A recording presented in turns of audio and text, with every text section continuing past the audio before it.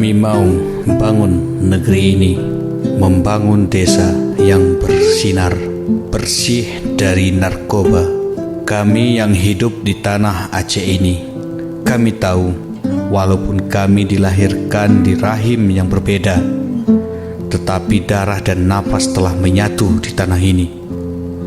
Telah banyak air yang kami minum, telah banyak nasi yang kami makan di tanah ini. Negeri ini sejak dahulu sudah punya martabat yang tinggi, harum dan besar namanya sampai ke ujung dunia.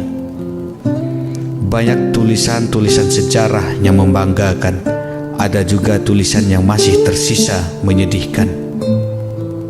Kami bersumpah di tanah ini, kami tak mau ada lagi pertikaian, dan kami tak mau lagi di tanah ini ada umbar kekuasaan. Kami tak mau ada lagi umbar kekerasan, kejahatan-kejahatan serta dijadikan ladang peredaran narkoba yang merusak generasi muda.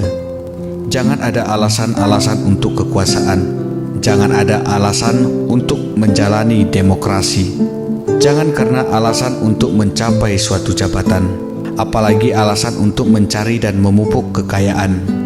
Karena di sini sudah banyak jatuh korban. Banyak generasi muda perlu pengobatan karena narkoba. Kini di tanah kami tak mau lagi ada permasalahan.